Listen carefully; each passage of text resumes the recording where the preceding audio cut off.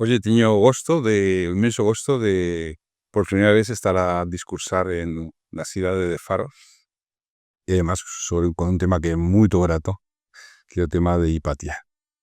Hipatia foi un dos meus amores de xuventud, a súa filosofía, o facto de que foi mártir da filosofía e que era matemática ao mesmo tempo, e a forma de traballar, a divulgación dos ideais platónicos e neoplatónicos, esa conjugación de matemática, filosofía, astronomía, espiritualidad, Egipto, todo eso para mí fue un encanto.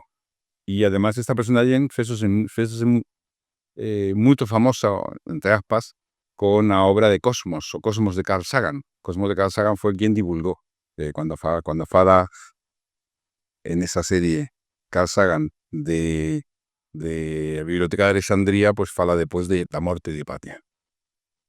Na realidad, Hipatia chegou a ser además de unha personaxe histórica moito documentada, a súa existencia, non os detalles da súa vida.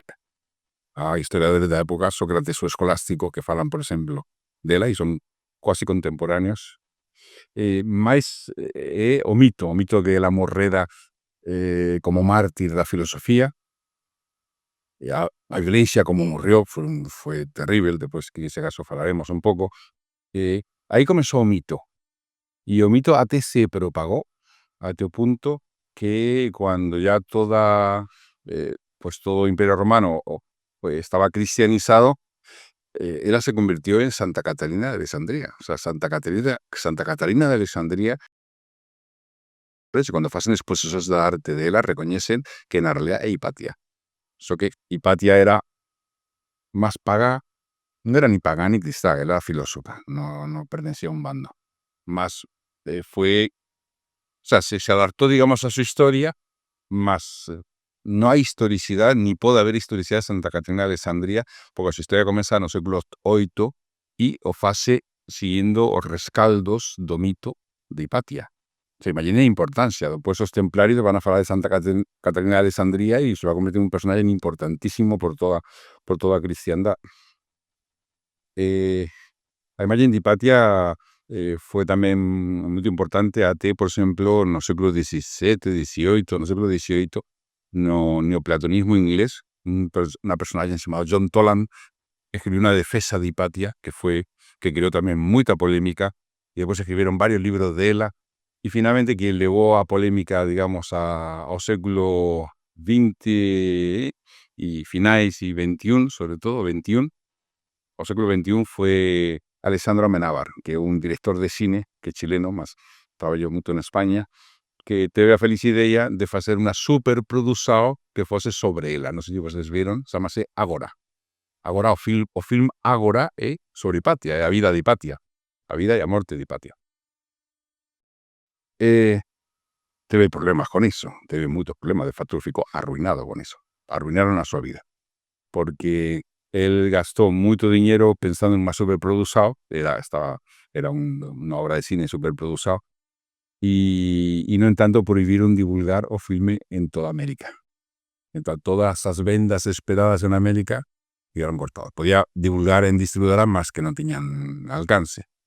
Y eso provocó una pérdida que después él teve hasta dificultades para, siendo un director muy famoso, hasta que fue su siguiente film, tardó bastantes años porque ficó damnificado, ¿no?, a nivel económico.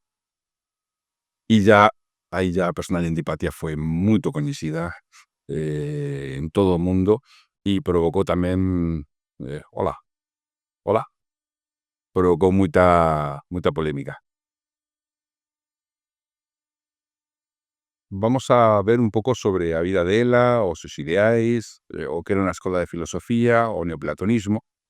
Pensen que a lo largo en todo percurso, desde el século de Pericles, en Atenas, hasta a queda do Imperio Romano, a una especie como o que Blavatsky llamaba las últimas badaladas de las escuelas de misterios. Como si hubiese, ¿cómo no? Había una serie de escuelas iniciáticas que eran o corazao da civilización. O sea, en Occidente eso existía tanto en la Persia, o sea que, máis alén da religión que habría, por exemplo, na Persia con os zoroastrianos, habría escolas iniciáticas que formarían a grupos de 15, 20 persoas, 50, 60 persoas, que, a formación de estas persoas, iban a ser depois os corazoes desa civilización en todo, na área militar, na área de ingeniería, na área mística, na área...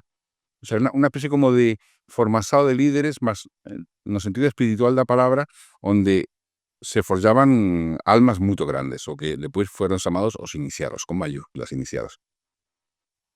Eso estaba en todas las civilizaciones. Estaba en Egipto estaban las escuelas de Amón, en diferentes escuelas, y había escuelas dentro del sistema religioso civilizatorio, habría núcleos de escuelas iniciáticas con pruebas muy duras de acceso para diferenciar claramente quién, o más importante de su vida, era sabiduría y estaba dispuesto a vivir con mayúsculas por ella totalmente. Y si no, la gente sabía que no tenía que entrar lá si no estaba dispuesto a realmente sacrificarse tras la sabiduría. Mas, o problema que a gente que estaba en estas escuelas, por muy divinas que fuesen, eran entidades históricas, estaban sometidas a karma, o sea, salidas a arrasado, a desgaste do tempo, a corrupción do tempo, y comenzó un proceso de decadencia que se explica que comenzó prácticamente en la época de Alessandro Magno y comenzó a caer. No Imperio Romano ainda existían estas escuelas de misterios en núcleos muy reducidos, muy ocultos, y continuarían, pues, fueron pasando de la escuela de misterios, de estos núcleos iniciáticos, se fueron formando las escuelas de filosofía. O sea, las escuelas de filosofía, las más conocidas, o las que tuvieron más importancia histórica, eran escuelas que eran formadas por iniciados en los misterios. O sea, cuando Platón funda Academia, después de haber sido no solo discípulo de Sócrates, mas después de estar en Egipto, en Heliópolis, y pasase pues 4 o 5 años en una escuela iniciática, y después él pues voltó para Atenas y intentó adaptar aquello que él tenía aprendido, que por eso sería difícil adaptar a un nivel más para todo el mundo. O sea, todas las iniciáticas eran para muchos pocos, para almas muy selectas, realmente selectas. Tan selectas como puede ser un Platón, por ejemplo.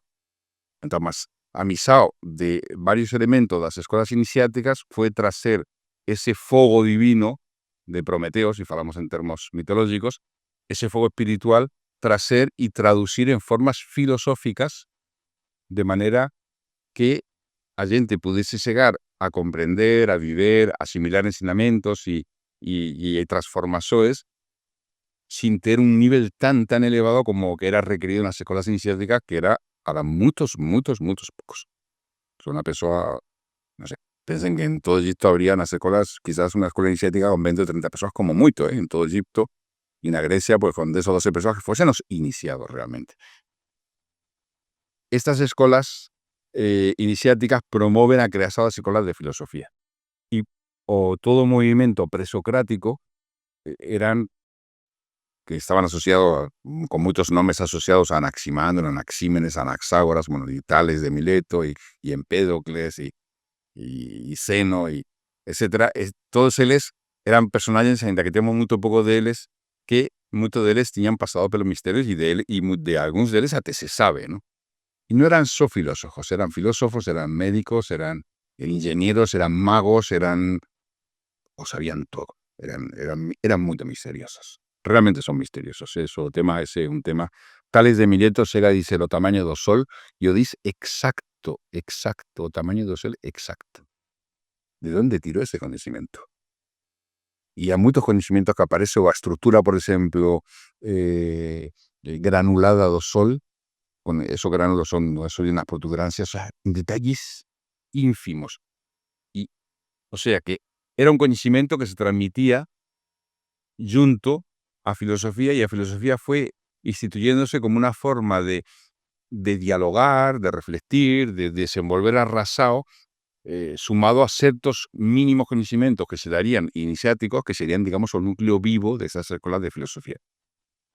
Cuando de Grecia se pasa a Roma, la escuela platónica fue un ejemplo clarísimo de escuela que porta esa tosa dos misterios. Había otras escuelas muy boas, aristotélica, escuela de Epicuro, a escuela Jardín de Epicuro, escolas moralistas, mas a que tiña máis vínculo con os misterios era claramente a escola platónica. Só que a escola platónica esteve a funcionar durante pues, 400 anos e aparece a escola estoica. A escola estoica que, aínda que nace na Grecia, depois en Roma se convirtió prácticamente naquela que impulsionó todo o movimento espiritual. Cando digo espiritual é a radiación de luz do corazón humano e a forja da personalidade segundo esa luz.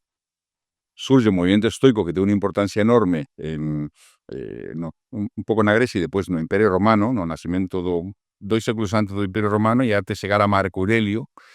E a partir de Marco Aurelio tiña ya nacido, aínda non tiña nacido, nació justamente depois a escola neoplatónica. A escola neoplatónica, que eles non se chamaban escola neoplatónica, les chamaban platónica, o sea, unha escola platónica. Só que estaba a bella escola platónica, que era a que tiña sido formada por Platón, Academia Platónica, e depois tiña sucesores durante máis de 300 anos, e que se tiña convertido nunha escola séptica, completamente séptica, a partir do cuarto escolarca, chefe de escola, se convirtió nunha escola completamente séptica. Plotino, pues, él aprende en Egipto, encontró un sabio, que era su mestre, Amonio Sacas, que tentaba crear una especie como de síntesis de todas as religións e todas as filosofías. E o ensina él, ensina a varios dos padres de igreja, por exemplo, Orígenes, de Alexandría, que foi un dos grandes personajes que promovió a primeira teoloxía filosófica cristá,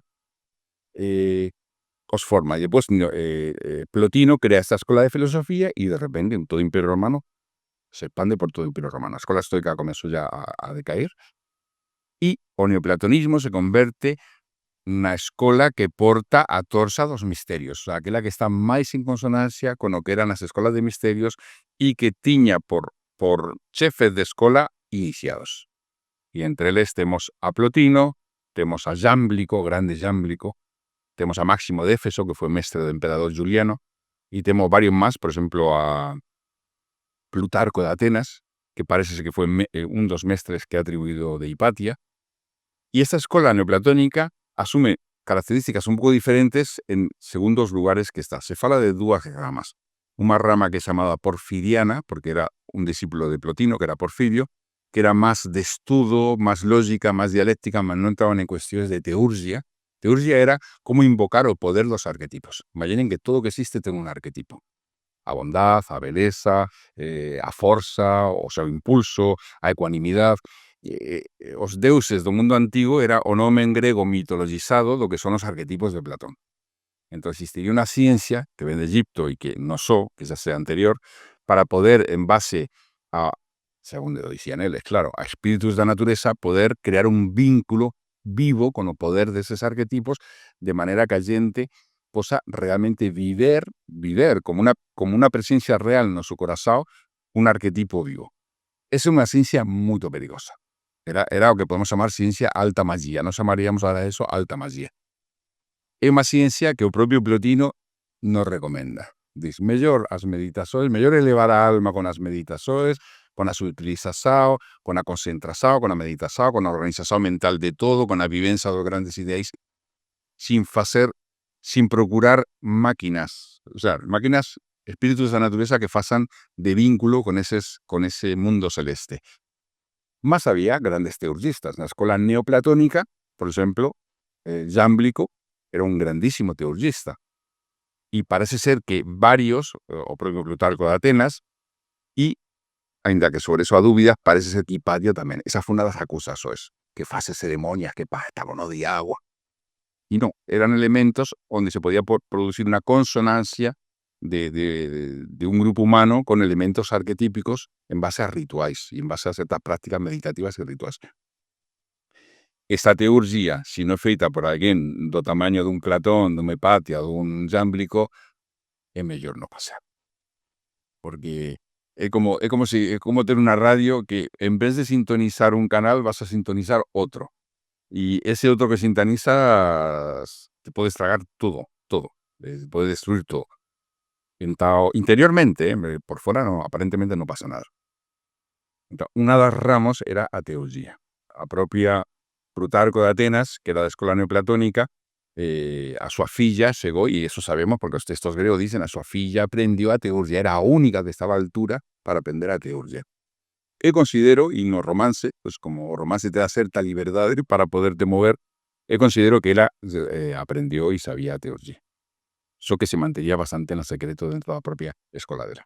Entón, neste contexto, no contexto dunha sociedade que está en total decadencia, morreu o emperador Juliano, el 366 después de Cristo, en cierto modo a Roma morreu con él. Como dice a bella tradición, as águias de Roma no su sueño voaron para Oriente para retornar varios miles de años después, y eso que soñó poco antes de morrer, te una avisa. Y efectivamente, a partir del emperador Juliano, o que vemos é o caos. Un caos que va entrando de forma rápida en 100 anos, que 100 anos non moito tempo. Roma tiña durado 1000 anos, 100 anos é unha décima parte do seu tempo de vida. En 100 anos ficou completamente desfeito. Pedaciños. Non ficou nada de... Ficou un imperio romano de Oriente, ¿no? En Bizancio, y mantiveron o que puderon, mas o imperio romano de Occidente ficou completamente, vamos, nada, destruído totalmente. Mas ya nesa época comeza a haber problemas moito serios en base ás creencias. O mundo romano non tiña problemas con as creencias. O sea, no mundo romano era moito semellante ao noso mundo no sentido, tú pensa o que tú queras, porque tú non podes facer o que tú queras. O sea, se o que tú faces está a violentar a liberdade dos outros, está a violentar as leis que son básicas, de convivio básico, o sea, o dereito natural, o sea, as leis de Roma eran moito abertas, precisamente para permitir que pudiese entrar nela os costumes de todas as civilizacións que ela ia asimilando, e que eran asimiladas, e con gosto, xeralmente. Entón, porque a xente, os países conquistados non eran humillados, entraban con prerrogativas, esos países podían chegar a ter emperadores. Hispania dio varios emperadores, por exemplo. E os costumes, cada un tiña sus costumes, o que non podía facer cousas que están claramente en contra da lei natural e de, bueno, a lei romana, a parte máis estructurada da lei romana. O sea, eso é moito importante pensar eso. A xente podía ser un ateo total, non pasaba nada. Como se quería ser mitraico, como se quería ser cristao, como se quería ser...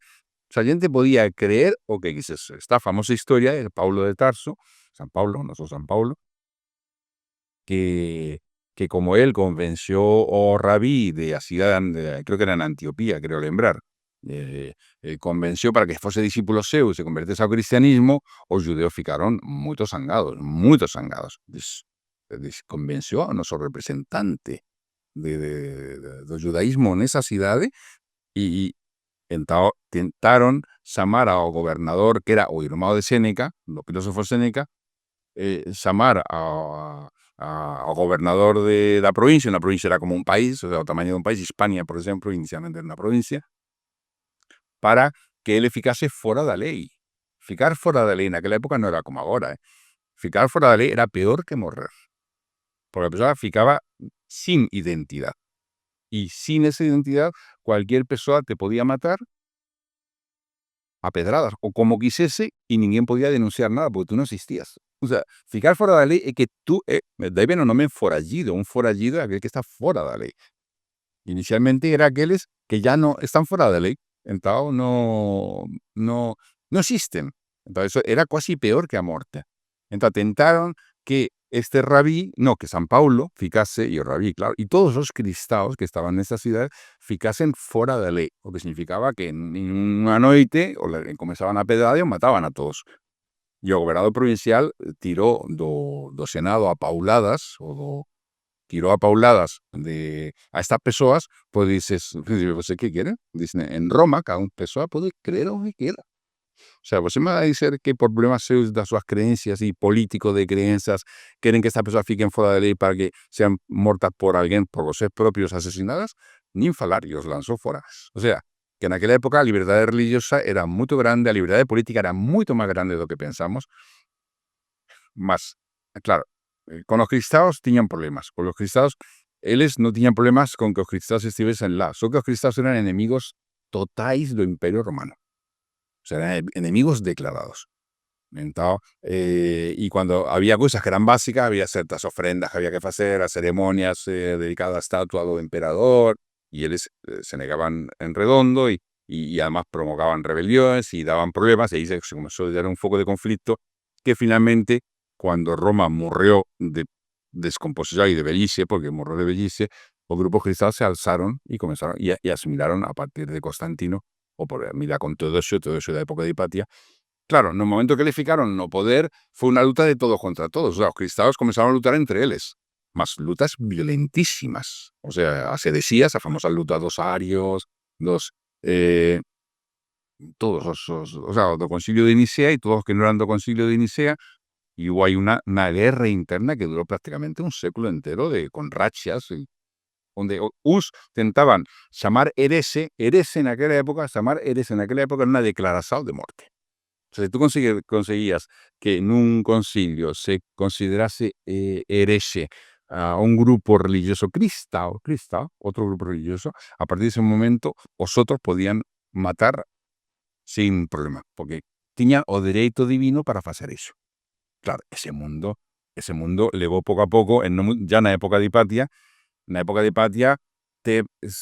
los libros que tú podías hacer en algunos lugares, no en todos los lugares del Imperio Romano, si tú tenías más libros de los que estaban en la lista, te podían ejecutar por hacer esos libros. Ahí comenzó a enterrar los libros, a poner entre paredes esos libros. En algún lugar, en otros eran más abiertos. En Alejandría eran más abiertos porque, en fin, estaba la famosa biblioteca de Alejandría, que fue quemada, después fue por un problema ahí con las naves de Julio César, después la segunda biblioteca Filla, que estaba en el templo de Serafis, mas ahí hubo cada vez tensores superiores. E Hipatia, imaginamos que ella vivió a destrozado do templo de Alejandría, de Serafis en Alejandría, que fue terrible. Eso aparece en los films. No sé si ustedes vieron los films, que Levante amaba, si tenía una noción, o film de Ágora. Todos vieron, o alguien vio film Ágora, o film de Ágora, pues vean. Es muy interesante. Todo lo que estoy diciendo está feito en cines. Y, bueno, es un romance, faço un ejercicio así literario como para que o sumo sacerdote de la escuela la escuela y do templo de Serafis, que era una de las 7 maravillas del mundo de aquella época, en Alejandría, poco menos que te hubiese dicho a ella, mira, tú tienes que ir por otro lado, no te asocies a Ormilios, o tenta crear una escuela de filosofía en la ciudad, y es una escuela de filosofía, puedes educar a todos, distinção, de facto ella llegó a tener como discípulos bispos, o bispos Sinesio fue el primero discípulo de él, después fue bispo de Antioquía, y tenía, no sé, o gobernador romano, que era cristiano, tenía sido bautizado, Orestes, también era discípulo de él, y era o prefecto de Alejandría, imagínate, o prefecto o gobernador de Alejandría.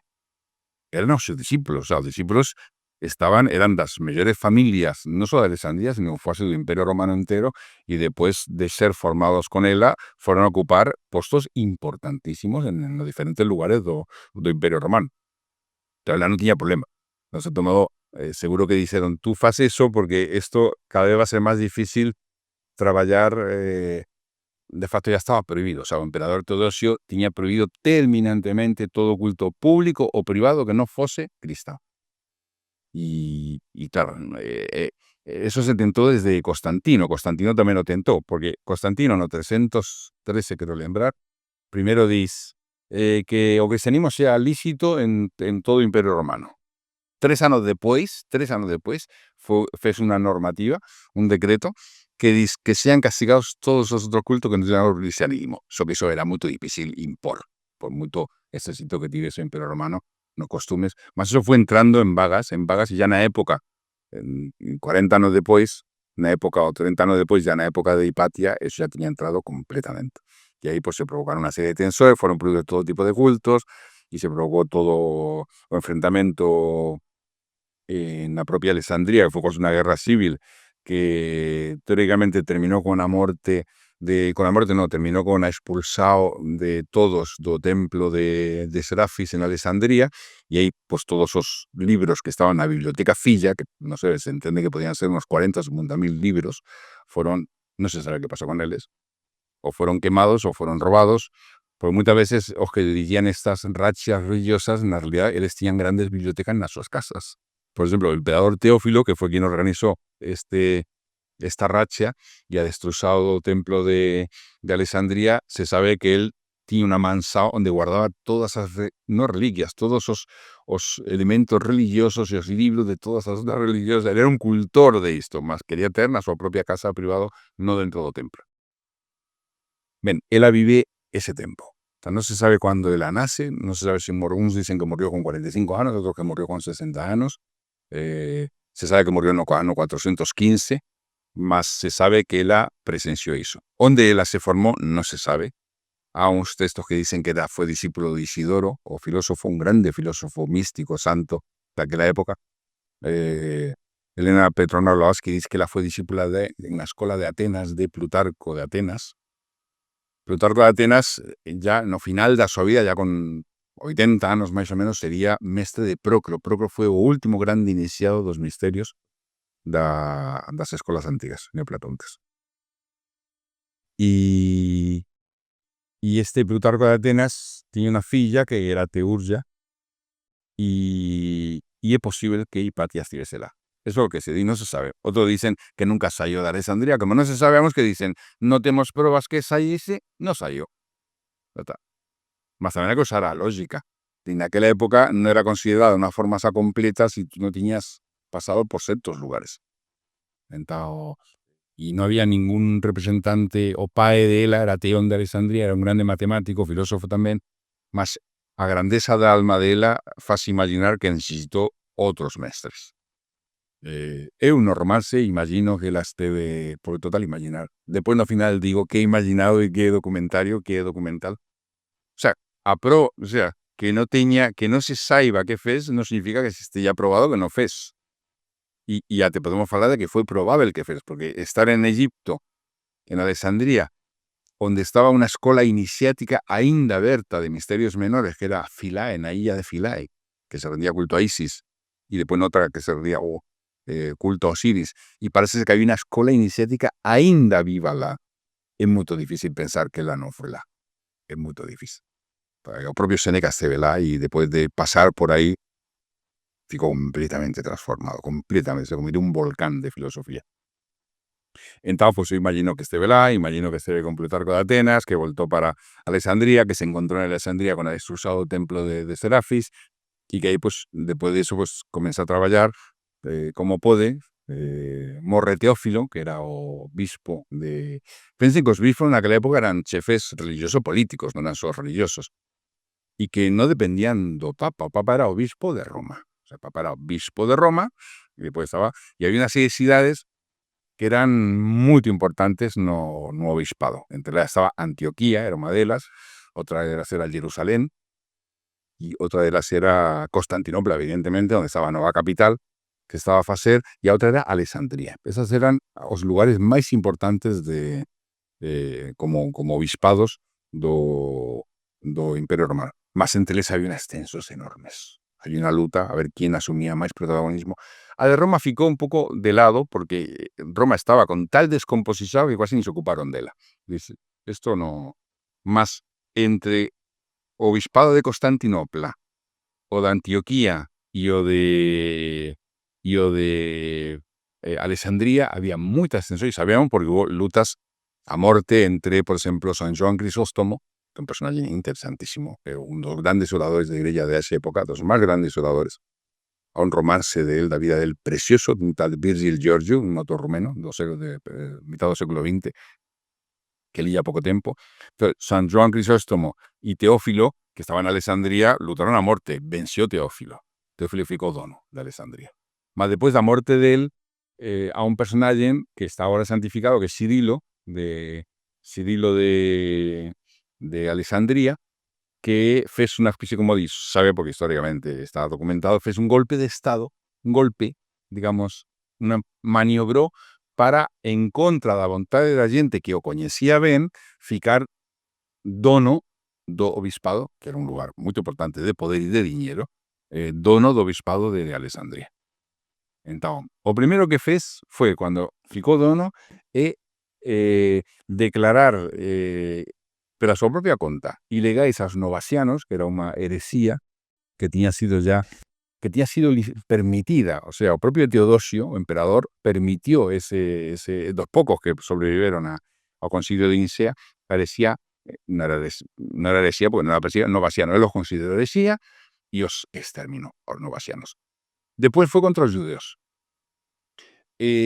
Había a ciudad de Alessandria estaba dividida en 4 partes y una de las partes era Judea, a ver si me lembro, era Judea, era grega, era egipcia y era romana, creo lembrar, sí. Aparte, pues comenzó a maniobrar, eso se contó en unos filmes, a mover las pesas como un xadrez para que, o sea, comenzó a espicazar a los judeos para que los judeos realicen y hiciesen un acto de violencia. Y en ese acto de violencia murieron varias personas cristas. Mas eso fue promovido por él, y eso se sabe casi garantido después en los romances con todas esas pruebas de por qué él fez eso, y que indican claramente que fue él. Y claro, eso provocó casi una respuesta brutal de todas esas multitudes cristas, y sobre todo los monjes do deserto, porque lo que hacía Cirilo era ter un corpo de guardia de 500 parabolanos.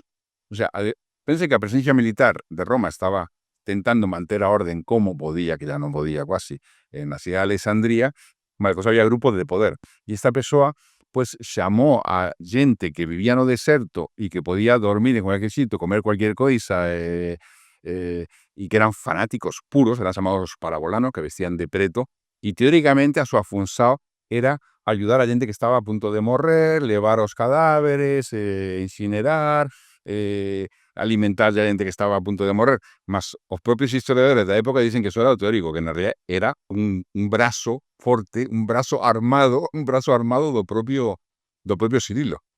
Y claro, una persona rodeada de 500 fanáticos que dicen mata y matan, era terrible. De facto, Teodosio que fez, cuando asesinaron a Hipatia, él prohibió que los parabolanos fuesen más de 500, o sea, que significaba que eran por lo menos 1000.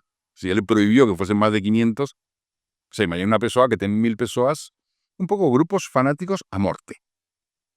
Y a gente tenía pánico los parabolanos.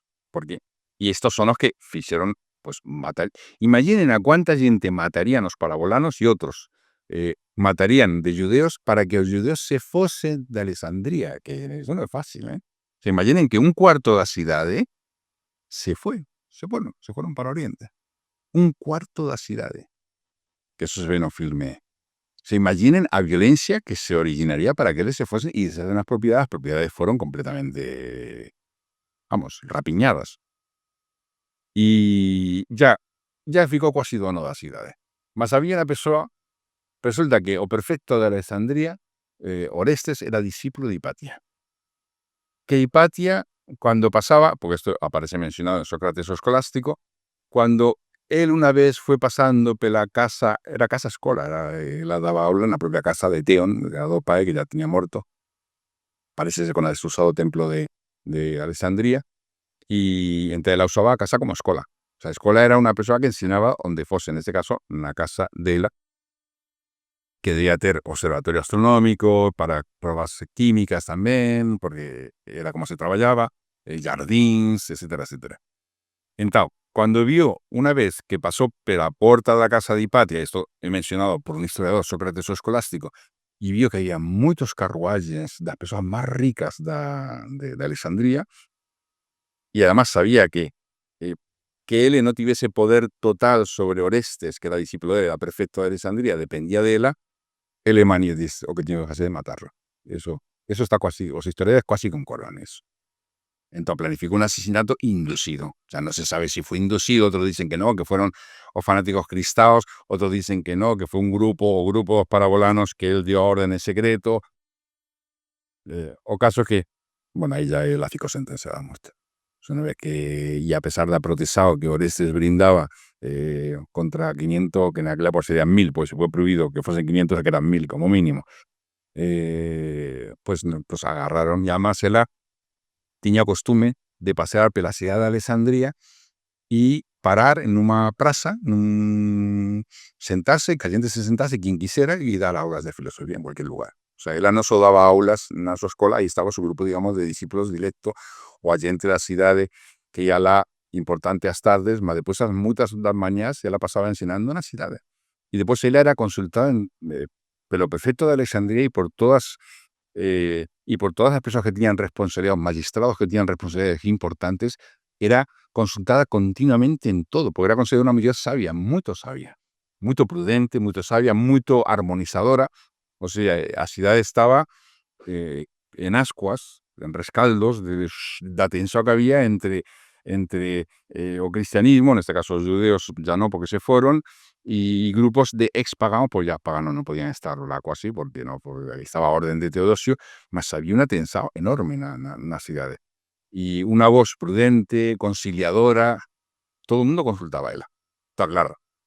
Para Cirilo, pues él quería poder total sobre la ciudad. Ya está. Organizó que un tal Amonios lanzase una pedrada a Sertorio, que era, insisto, que era o gobernador de la provincia, era el jefe militar. Eh, eh, esta persona ficó Orestes, o que fue, pues eso, evidentemente, procesar y ejecutar, pues él era el responsable, era el jefe de la ciudad, y a te torturar para ser quien te haya inducido, no se descubrió nada.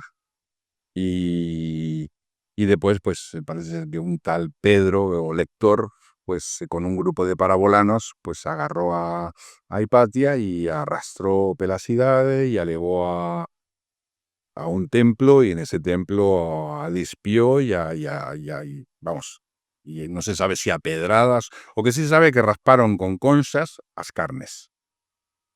Hasta que no ficó nada. Y llevaron después osos, os llevaron a Sinarión y os quemaron. Eso se sabe porque está registrado. Claro, eso fue un ataque brutal. Imagino que los propios filósofos neoplatónicos de la ciudad, que estarían los que eran discípulos directos de él, y todos aquellos que hubiesen sido discípulos más que vivían en la ciudad, ficaron muy asustados, ficaron en pánico. Como se dice, de facto, hay historiadores que dicen, no, más o neoplatonismo continuó. Sí, continuó muerto de miedo, porque es natural, de saber una persona tiene ese poder y que puede hacer lo que quiera, y esta persona era pacífica, podría decir, pues nos vamos a armar, como sucedió con una destrozado templo de Alejandría, que o sacerdote del templo de Alejandría dice, vamos a luchar, vamos a defender o templo. Y con arma en mano, una persona que era más santa y pacífica que ninguém, ver con arma, una espada en la mano, eso ficó una historia, y fue grabado en la historia, y dice, tenía una espada en la mano en alto, y allí entonces seguía como un... Más en general, los neoplatónicos, como filósofos, no eran de ninguna manera partícipes de la violencia, ni querían violencia, no han encontrado punto de conciliación, más claro, también tenía que haber justicia. O caso que, imagino que ahí a filosofía neoplatónica ficó muy sumergida. Y de facto, el siguiente fuerte revento de esta filosofía surge en Atenas, ya no en Alejandría, compró, que es 20 años después. O propio mestre, quizás, de Hipatia, teria sido mestre de Proclo. Y Proclo fue quizás o último elo de esa cadella dorada, por eso llamado cadella de oro que une o mundo dos deuses con o mundo dos hombres. A cadella de oro, lo cual Platón era un dos celos, y Hipatia tenía sido un dos ese celos, y yo creo que Proclo tenía sido un dos últimos celos. Después a escuela neoplatónica fue fechada ya por Justiniano, no 480 más o menos después de Cristo, y bueno, ya desapareció la filosofía completamente de este mundo y retornaría no Renacimiento volto. Esa un poco, y a vida obra de ella, se sabe, por ejemplo, que él hace un comentario a las cónicas de Pergue, de Apolonio de Pergue. Las cónicas son estas figuras que surgen cuando cortamos un cone, y que tienen propiedades matemáticas interesantísimas. Y cuando digo matemáticas, matemáticas filosófico, simbólico, metafísicas interesantísimas. O sea, se corta un cone así, perpendicular a eso, surge un círculo. Si cortas ese círculo, vas inclinando plano de corte, va surgiendo elipses, ¿no? Y después, si cortas paralelo a geratriz, si cortas paralelo a geratriz, pues surge una parábola, y si lo cortas así, porque está o cone y dos cones, así, si lo cortas así, paralelo a eso sería una hipérbole, ¿no? Y tiene una serie de propiedades interesantísimas. Lucia Lena, que coñezo, porque estoy acá en Portugal y tenemos amistades, no sé si alguien de vosotros conoce, Lucia Lena de Brasil, ella pegó un capítulo de ese libro de Hipatia y de una conferencia sobre ese capítulo. Pegó capítulo das cónicas, una especie como de reflexiones filosóficas que fez en relación con las jónicas, imaginando que Hipatia tenía feito, pues sí, quizás, ¿no? Se sabe que ella escribió un comentario a las jónicas. Imagino que los comentarios a jónicas serían sobre todo matemáticos, mas quizás también serían filosóficos. Ella escribió, y también perdimos, notemos, un comentario a Aritmética de Diofanto. Aritmética de Diofanto é prácticamente o primer libro de teoría de números que surge no mundo occidental. E o primer tratado de álgebra da historia, polo menos no mundo, na matemática occidental.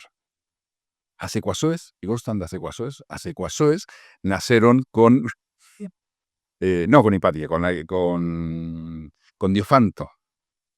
Y él hace un comentario a aritmética de Diofanto, incluye todo, teoría de números, incluye todo o nacimiento da álgebra e das ecuações. O libro de aritmética de Diofanto que se sigue conservado, es muy interesante, muy interesante. Yo pegué algunos ejercicios de esa obra e imaginé que estaba Hipatia a meditar sobre X más Y igual a vez, X cubo más Y cubo igual a tal. Entonces, todo un ejercicio de filosofía simbólico até. Ella sabe que fez ese tratado, mas también no se conserva. O que sí puede ser que se conserve é unha sintaxis de Ptolomeo, que se pensaba que era o pai, porque o pai era astrónomo. Mas ahora os historiadores dicen que no, que casi garantido que é de ela, e eso está. Entón, é toda unha parte das obras de Ptolomeo como astrónomo que facen un análisis de una forma de computar o ano en base a Sirio, a varios tipos de anos. Tenemos o ano solar, o ano trópico, que cuando as estrelas voltan al mismo sitio, o sea, ano solar, cuando o Sol volta al mismo sitio, ano trópico, cuando as estrelas voltan al mismo sitio, mas o primeiro ano trópico ten un erro, porque o eixo da Terra se move cada 26.500 anos.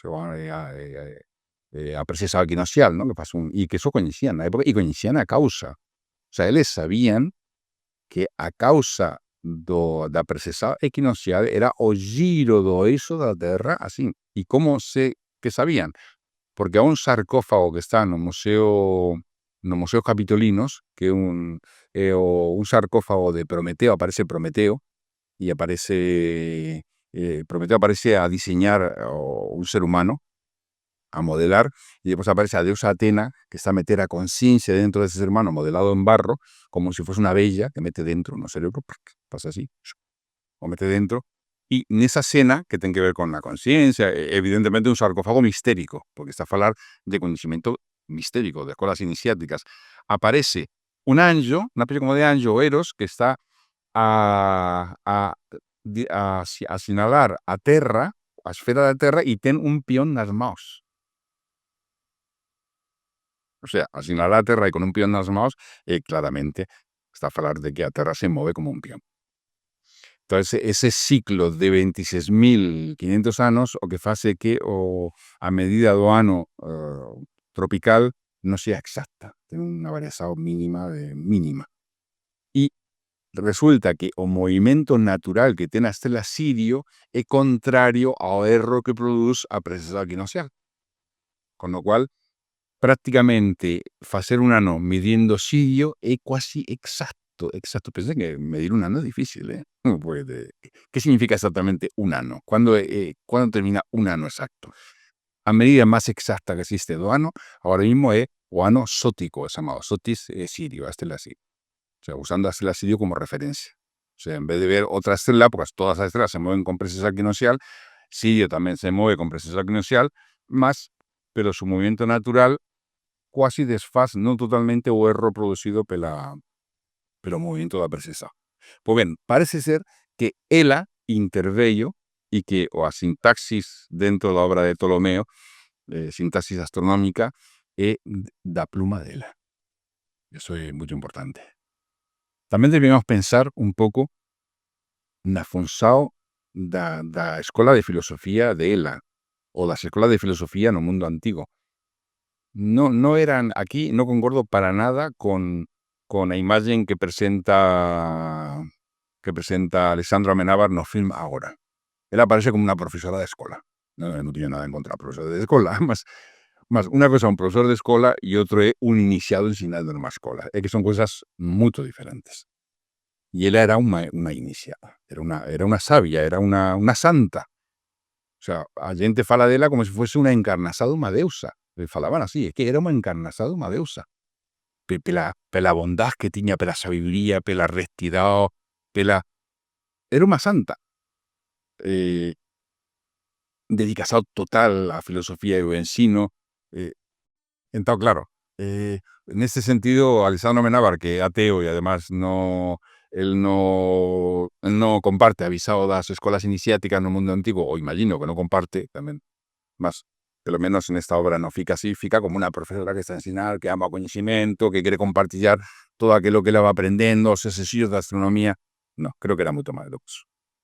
Para mí, Hipatia era una teurga, era una maga, capaz de evocar o poder dos arquetipos, capaz de producir transformaciones na alma dos seus discípulos, de manera que a gente ia realmente despertando uma nova dimensão e, de facto, a gente, sabemos, temos a fortuna de ter as cartas de Sinesio. Sinesio fue después bispo fue obligado a ser bispo. Pues no quería ser bispo. Él decía, además estoy casado, ¿por qué me van a por de bispo? Y no voy a renunciar a mi mujer ni a mis hijos. Y yo gosto da casa. Era muito chatria, muito guerreiro. Mas había un problema con o gobernador da Cirenaica, él era de Cirene, la mellor familia de Cirene, y dixeron que a única forma de contrabalancear a tiranía deste personaje era que o bispo fose contrario a tiranía. Y quisieron nomear y él se opuso, que él era más pagado que cristao, que él era filósofo, que no quería saber nada de un religión.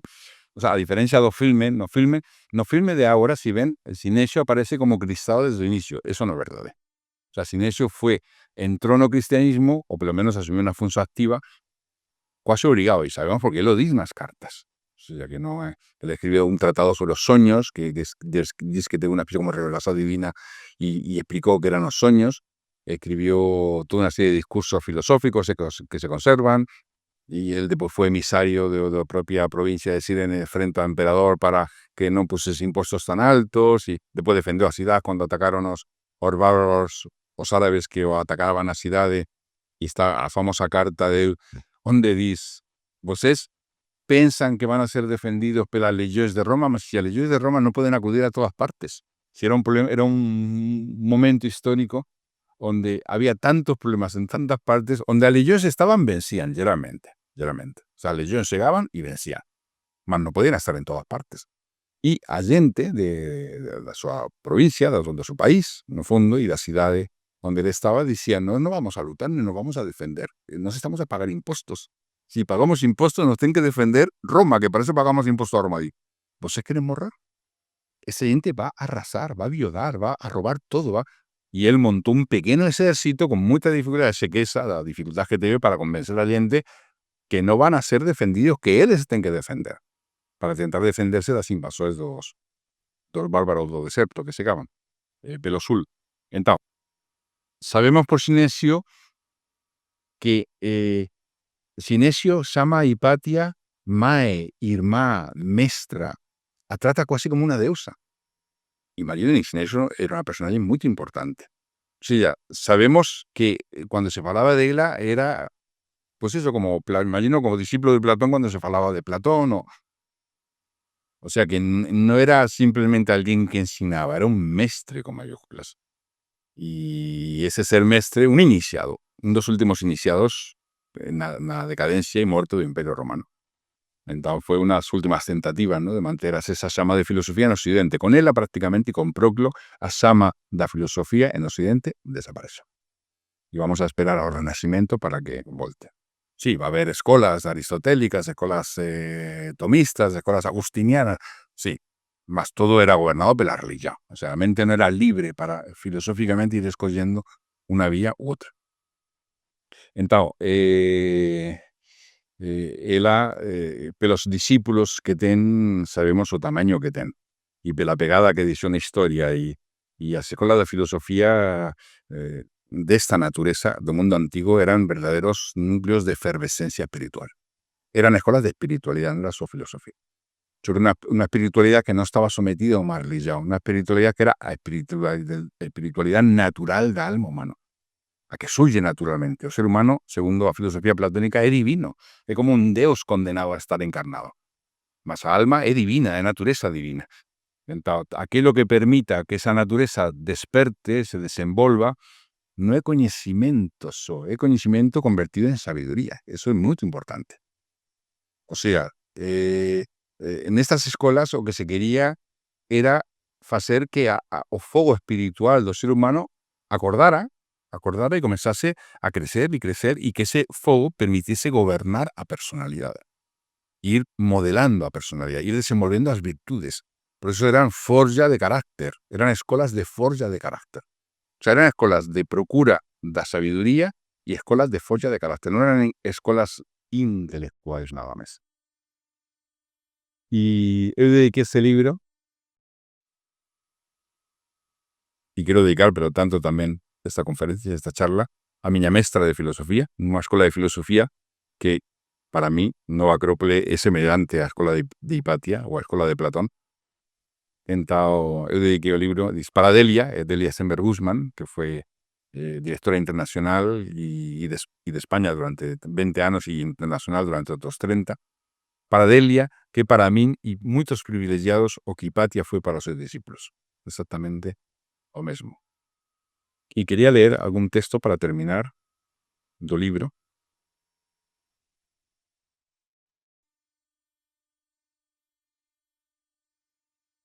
Por ejemplo, algo de matemática.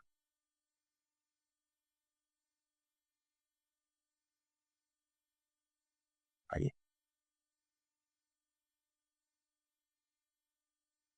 Esta es una cena donde está Hipatia aplicando no templo de... No, sus discípulos, en su escuela casa, está explicando los significados y las virtudes de las curvas cónicas. Y es a hablar en concreto de la parábola. Pues saben que todas esas parábolas son una parábola. Es algo muy curioso. Pues saben que todos los círculos son círculos. Quiero decir, un círculo puede ser más grande o más pequeño, más... es un círculo. O sea, propiedades de los círculos son siempre las mismas. Un cuadrado es siempre un cuadrado.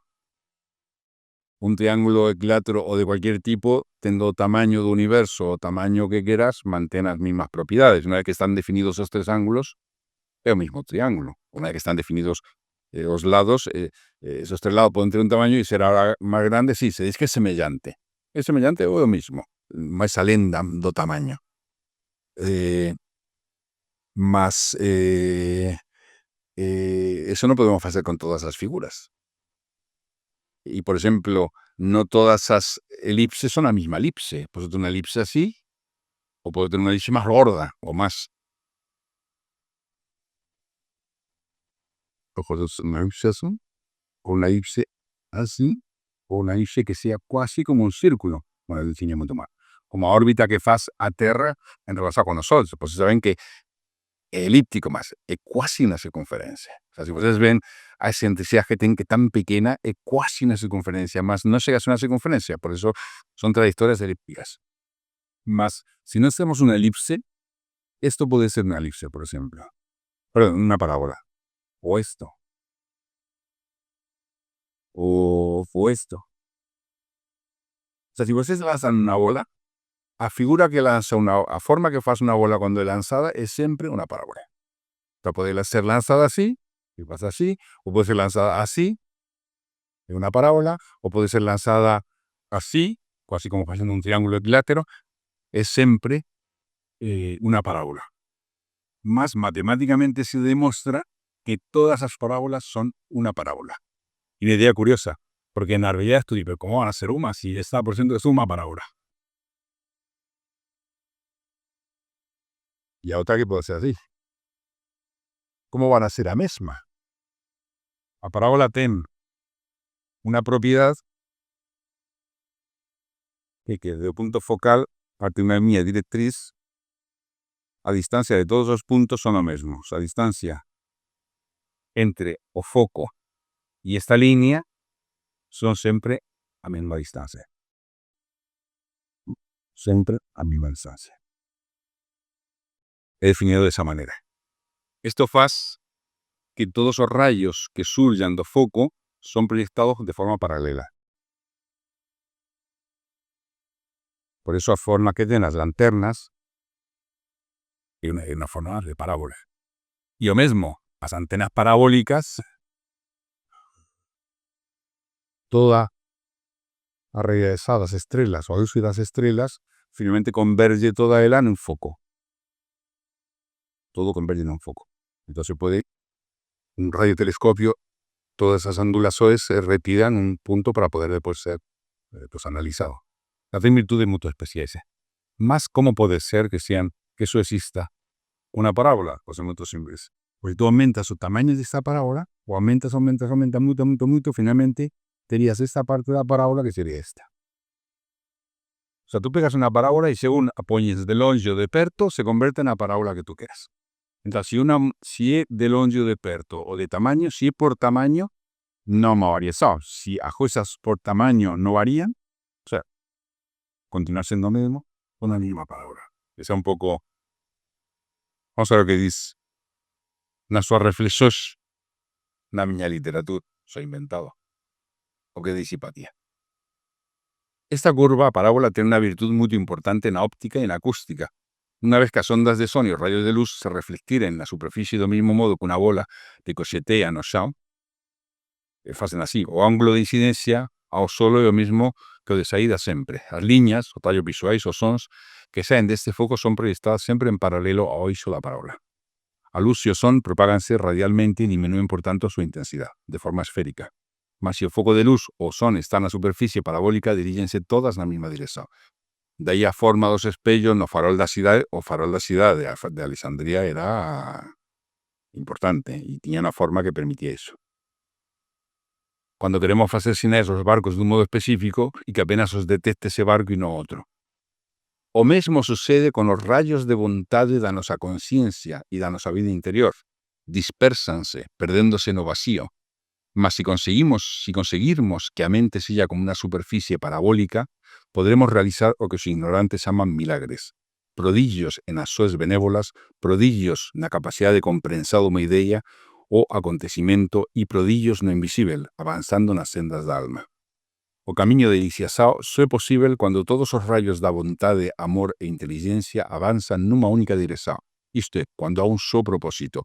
E isto só é posible cuando a alma comeza a vislumbrar no seu de ideais unha estrela, só unha, que a chama con luz cada vez máis poderosa. Pensemos agora na seguinte curva. No, isto ya pasa a falar dunha parábola ao Mellers. E con este texto filosófico matemático que tanto amaba Hipatia sobre una das cónicas, terminamos esta ya. Muito obrigado.